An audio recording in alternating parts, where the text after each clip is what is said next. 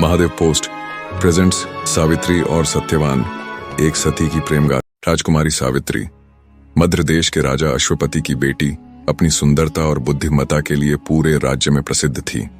जब विवाह का समय आया तो राजा ने कहा, सावित्री, तुम्हें अपना वर स्वयं चुनना होगा, लेकिन ध्यान रहे वह तुम्हारे लायक होना चाहिए।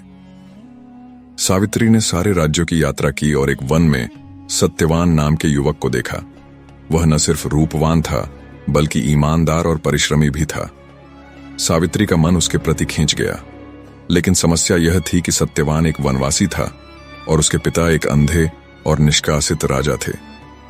जब सावित्री ने अपने पिता को यह बात बताई तो वे चिंतित हो गए, और जब उनके दरबार के विद्वान ज्योतिषियों ने बताया कि सत्यवान केवल 1 वर्ष तक जीवित रहेगा तो सबने इस रिश्ते का विरोध किया। लेकिन सावित्री अडिग थी। उसने कहा, जीवन की लंबाई नहीं, उसकी गहराई मायने रखती है। मैं सत्यवान से ही विवाह करूंगी। सावित्री और सत्यवान का विवाह हुआ और सावित्री अपने पति के साथ वन में रहने लगी। उसने अपना राजसी जीवन छोड़कर वन का कठिन जीवन स्वीकार कर लिया।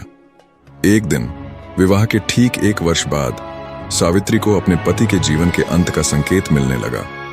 उसने व्रत लिया और लगातार 3 दिन तक उपवास किया। सत्यवान को इस बात की भनक नहीं थी।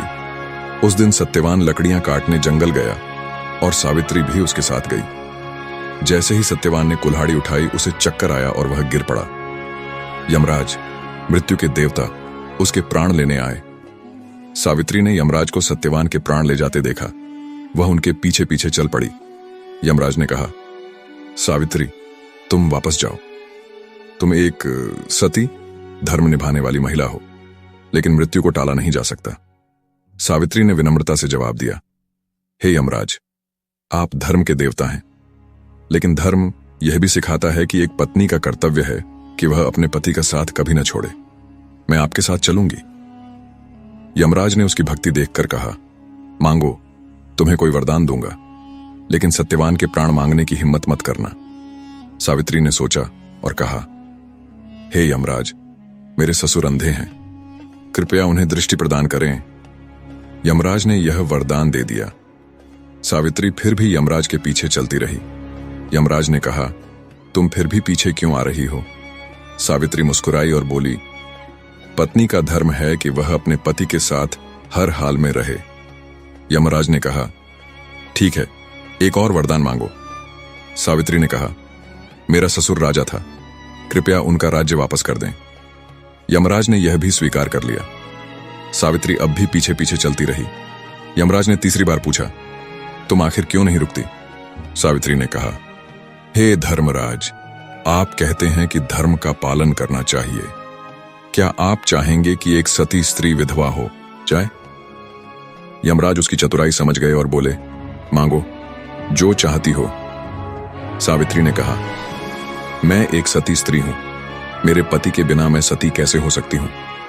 मेरे सत्यवान के प्राण लौटा दें। यमराज उसके प्रेम और तर्क से प्रभावित हुए।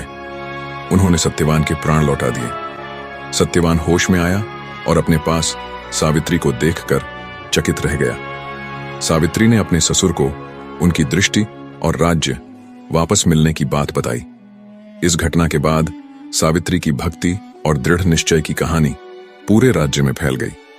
यह कहानी सिर्फ प्रेम की नहीं, बल्कि बुद्धिमत्ता, साहस और सच्चे धर्म की मिसाल बन गई।